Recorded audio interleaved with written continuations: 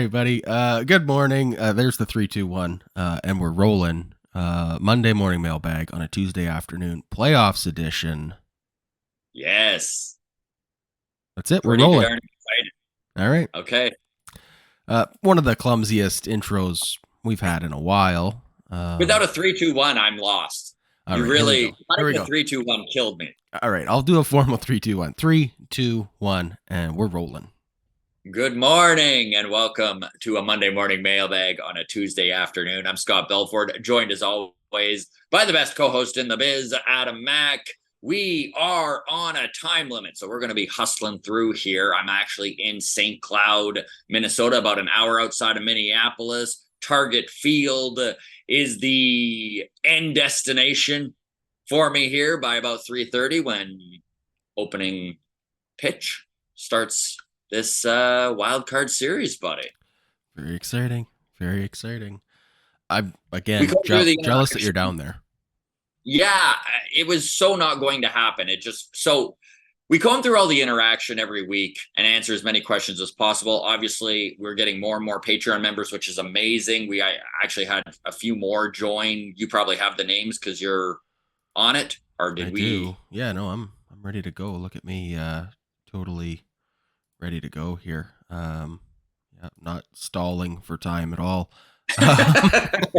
We got Zach Shepler joined yesterday morning.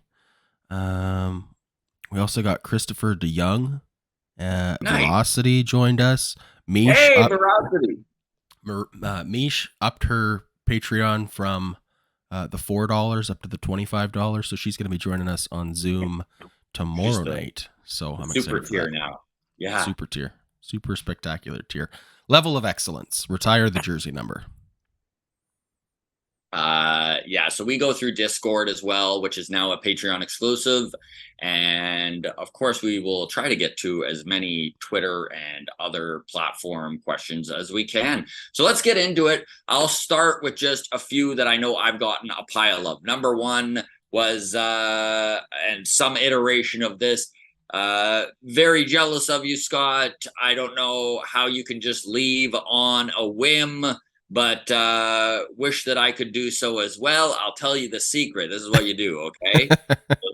You pursue stand-up comedy for 15 years while also working another day job. At both ends, you get to the point where you're headlining, and then your Sundays through Thursdays are not as full as most other people's because all shows are on weekends. It's a real quick process, by the way. Easy I recommend. Too. Yeah, very easy. For anybody that is interested in the journey to headliner, if you have significant personal trauma in your life, that's probably the best way to start, right? It's a good start. Absolutely. Great little shortcut. 2, how did you afford it? Well, there is a reason why we flew from Calgary to Winnipeg, rented a car, drove 5.5 hours to St. Cloud, and then going to Minneapolis. So basically, my wife, Taylor, huge tip of the hat to her. She is a whiz when it comes to booking stuff. She spent days leading up to finding out what the Wildcard draws were going to be. And we decided Tampa we couldn't do. Like, we just, every number we crunched were like almost $2,000 there. The flights from California. Or the drive from Winnipeg to Tampa was just too long. Yeah, exactly. Drive from Winnipeg to Tampa, too far, man. We managed to get on that, Lynx, like the discount airline. Oh, yeah. So we got $300 round trips to Winnipeg and then a $250 car rental. So we managed to get to Minneapolis for under $1,000. Tickets were pretty cheap for wildcard tickets. We did splurge for this game, so we're in pretty good seats this game. Nice. Yeah. And then the final question that I keep getting asked is, was that you on CBC this morning? The answer is yes, it was. Nice. We're officially super fans, Adam, Taylor, and I. I saw the Chiron at the bottom. Well, she's a super fan. You're just the co-host / producer of a stupid podcast. So, okay. Now that we've got that all out of the way, we can get to the mailbag. Yes. On Patreon, Michael Meyer said, I have a feeling Adam is about to leave the Walk Off podcast, and I really hope I'm wrong. Michael, I will never leave the Walk Off podcast. I will only ever walk off the podcast. So, there we go. I thought of that one all night. Took me to write that one. 15 more years, and I'll get to headline with you, Scott. Okay. Next one is related to yours, Johnny, on Patreon as well. Question for next mailbag. Hey, Adam, do you ever get raging envy when Scott takes off to Minnesota to go to a playoff game in warm weather and leaves you in the cold to do all this alone? All the time. All the time, buddy. Brimming with rage. Yeah, no, it's good.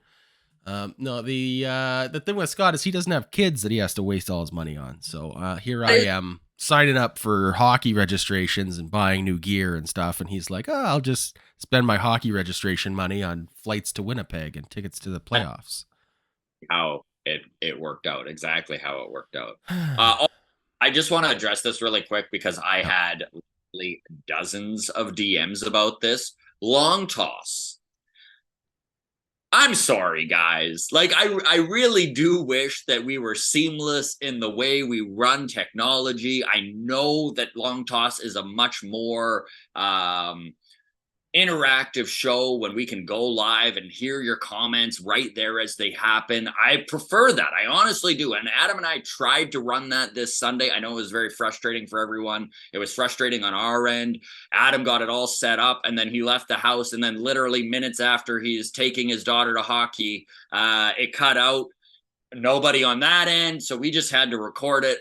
Again, I do feel bad. And I know the amount of people who are like, it's just disappointing. Yeah, I know it is disappointing. And I just, a sincere apology, you know? Yeah, we had, forget what the comment was. I'll circle back to it, but it was, the gist of it was that, yeah, it's the quality of long toss has sure gone downhill lately or whatever. And it's like, wow, with our new drive for Patreon, I mean, hopefully we can make things a little different, but yeah. All right. Yeah, apologies. I'm not gone away because I'm disinterested in the walk-off, by the way. It's just this has always been a busy time of year for me, getting my kid back in school and hockey, and there's been evaluations and playoffs and all that shit, or not playoffs, but yeah. So it's just we're doing our best and appreciate the patience. There you go. Okay, on Patreon, Deborah says, I was today years old when I learned when to use whom versus who. Man, I may be underpaying for Patreon, lol.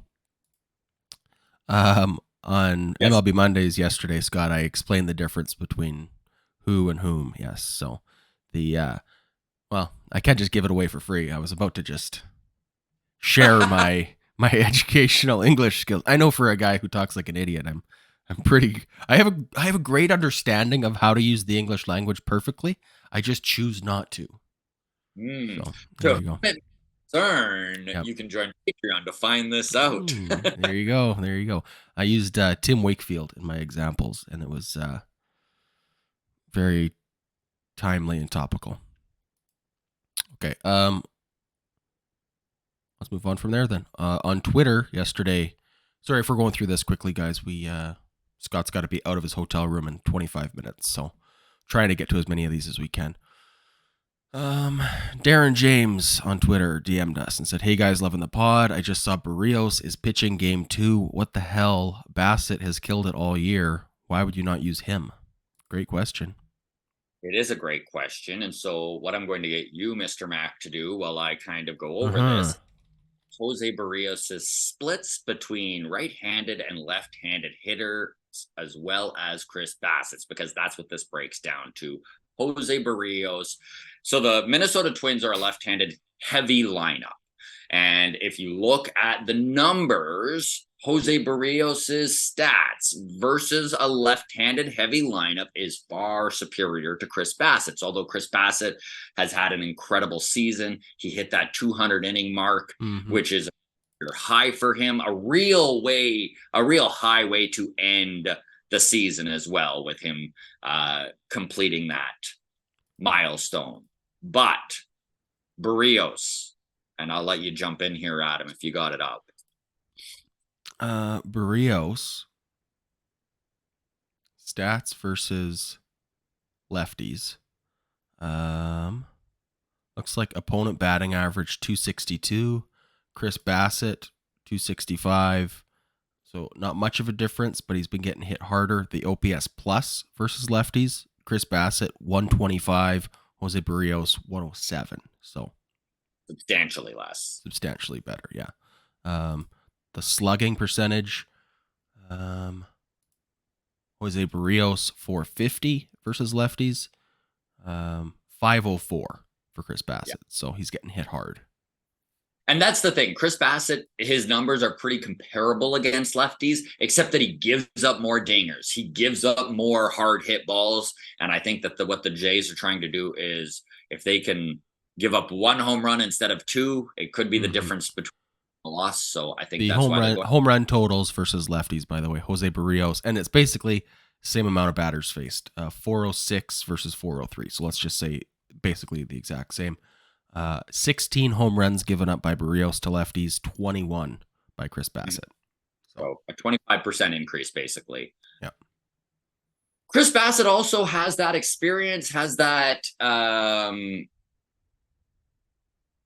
when the chips are down, Chris Bassett's a guy you want on the mound. And so having him as the number 3 guy in an elimination game, not a bad idea. Also, the baseball gods love good storylines. And a Jose Barrios revenge game against the Twins, that wets everybody's whistle. And I think that it sets up for some pretty cool storylines if things go the way Jays fans want.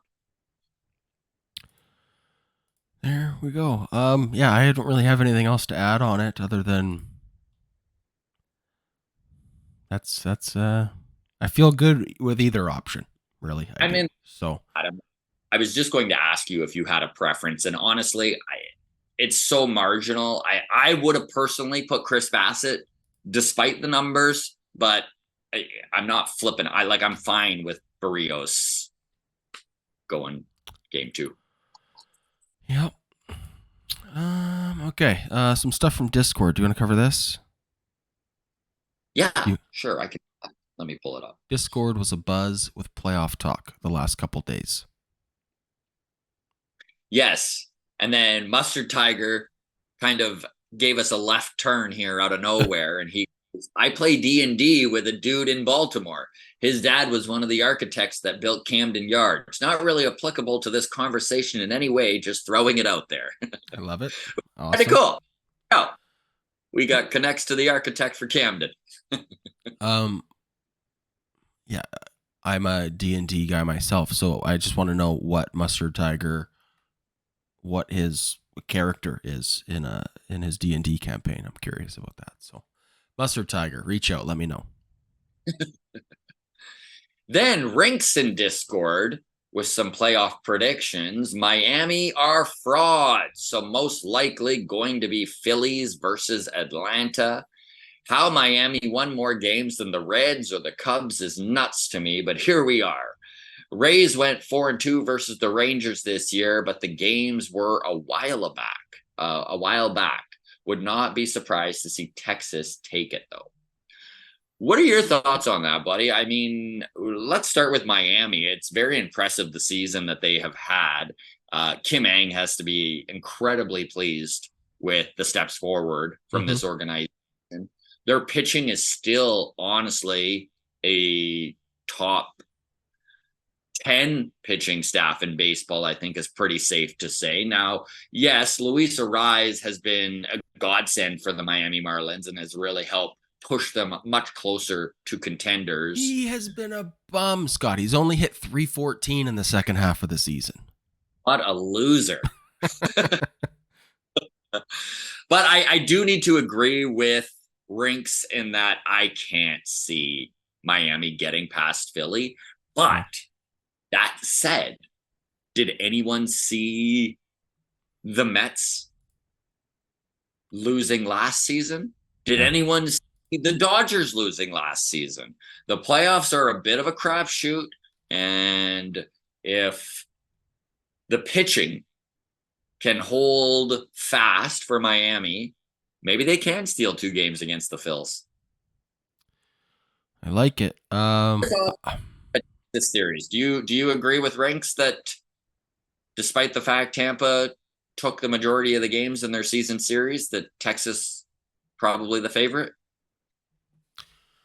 Yeah, on MLB Mondays yesterday, I filled out my MLB Playoff Bracket.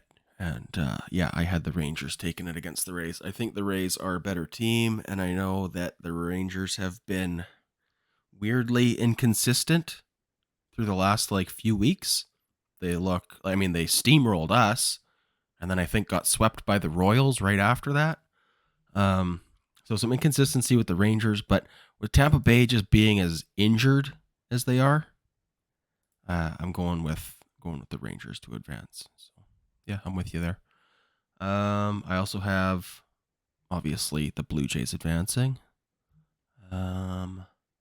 Astros, I have getting past the bye in the first round. Okay. That was a joke I made 4 times when I was filling out my pool. Good for you. That all the teams with a bye were able to get past the bye in the first round. So yeah, it was works. You go to what works. Yeah, elite Patreon comment for sure. Second round, I've got Orioles versus Rangers, and the Orioles advancing.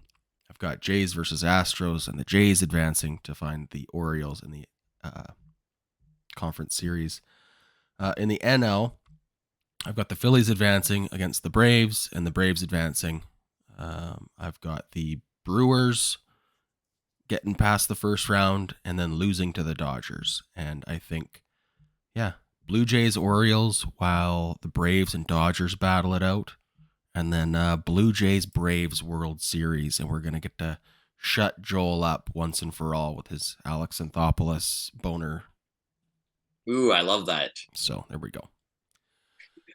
We're very it's not off brand, by the way. Toxic positivity. Toxic positivity. There you go.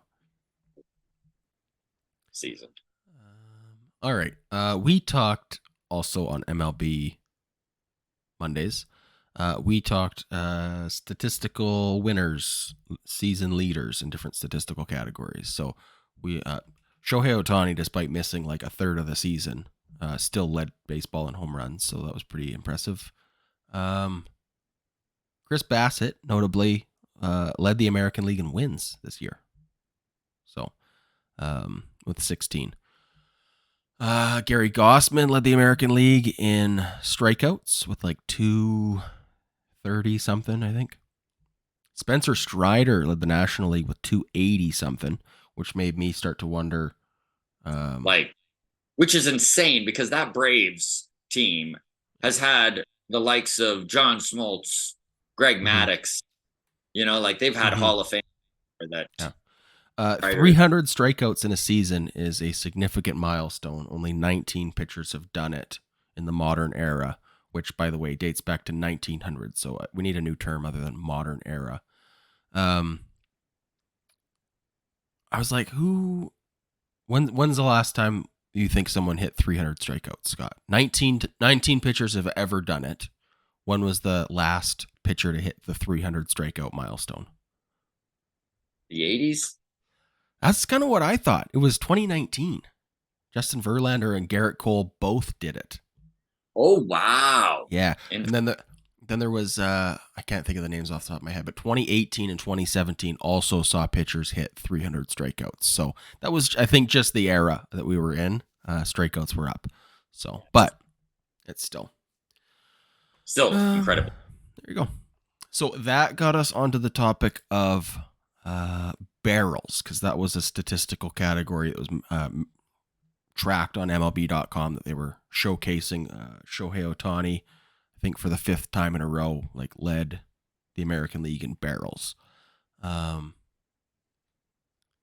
Barrels is one of these newfangled stats, I guess you call it. It's like launch angle. right? Mm-hmm. Not a ground ball and not a pop fly straight up is basically it. But I was a little bit unclear on exactly what it was. It's exit velo and launch angle. Yeah. So Alex in the Patreon jumped in and did the homework for us. So thank you to Alex. Alex says barrels are a little complicated. A batted ball hit at 98 miles per hour needs to have a launch angle between 26 and 30 degrees to count. But for every mile per hour higher than 98, the launch angle, the range increases. So a ball with an exit velocity of 116 miles per hour could be hit with a launch angle between 8 and 15 degrees to still count as a barrel. So if you absolutely demolish a ball, the range for what counts as a barrel is increased. There you go. So anyways, thanks for doing the work there, Alex. Moving on now. I guess related to this, we were talking about stats, and I started pondering what sites does everyone use to look up their stats. So when you put me on the spot and say platoon splits, Jose Barrios versus Chris Bassett, how do they fare against lefties? Personally, I'm going to baseballreference.com. I think you're a Fangraphs guy. I prefer Baseball Reference too. Yeah. I don't know. Okay. I mean, I'll use Fangraphs. I just am more comfortable with Baseball Reference. Me too. And that's kind of where the conversation, it was a solo, it was a monologue, but my rant about, I do think, and I'd love to hear your sense on this, Scott. I think Fangraphs is a superior website to Baseball Reference. I'm just, more comfortable using the Baseball Reference. So anyways, to put that out there to the general public here, and I'll put a poll up on Patreon by the time you see this, where do you look up your stats? To everybody out there, let us know. Baseball Reference, Fangraphs, maybe you just go to MLB.com, Baseball Savant, ESPN, Sportsnet, whatever. Let us know. I'm just curious. And then if you have one that is just like far and away better and you're willing to die on that hill, let us know. Back up your reasoning. I saw some people in the comments already that are like, well, I just go on Google and click on the first link that shows up. And that's and fair too. Very valid. Usually that's what I do actually, is I go to Google, I type in Chris Bassett platoon, hit enter, and then I click on the first Baseball Reference link that I can find. So there you go. And again, it's funny because it's a little bit of an Achilles heel for me in life, is that once I get comfortable with something, I've really hit that old man stage of my life where even though there's better ways of doing things, I stick with what I'm comfortable with. It's why I still use an iPhone, like it's just. Yeah. Every vehicle my dad has bought for the last 20 years, hand crank windows. Hilarious. He acknowledges that power windows are a nice convenience, but he goes, it's just one more thing to go wrong. It's just one more thing that I'm going to have to pay to fix. So give him the old hand crank windows. So there you go. Okay. Brett Fleming messaged us on Patreon and said, now that Ryu's regular season is over, makes me wonder. He pitched slightly over 50 innings and is now 37 years old when he pitches a regular season game next year. Are you assuming he is gone and we have a fifth spot opening up for Bowden Francis or Alec Manoa? Or do you resign him to a 1-year deal if possible? I would assume he'd only get like 6 to 10 million. Maybe be a better option than the others. Thoughts? So what are your thoughts from Brett's question? I mean, I've talked about this numerous times. I'm a Hyun-Jin Ryu fan. I really do think that he projects like a guy who can still at 37 years old be a average to above average pitcher for those 5 innings that he's pitching. I don't think that the Jays would like to see him go 3 times through the order very often, probably similar to Yusei Kikuchi until he proves otherwise.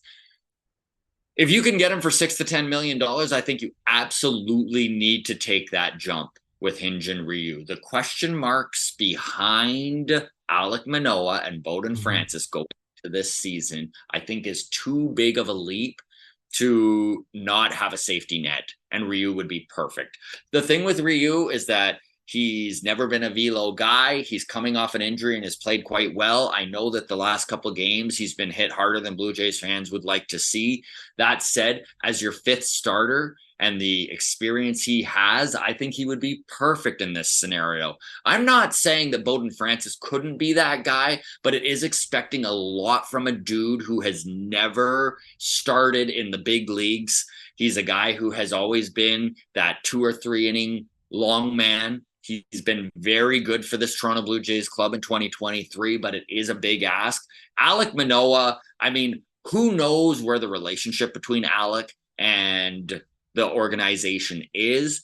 I've heard from people who are very well connected with the Blue Jays that the clubhouse is not a big fan of what has gone down and the fact that he kind of didn't report and has left them high and dry. Take that as you will. I know that this is all speculation at this point, but it's a lot to gamble on Alec Manoa.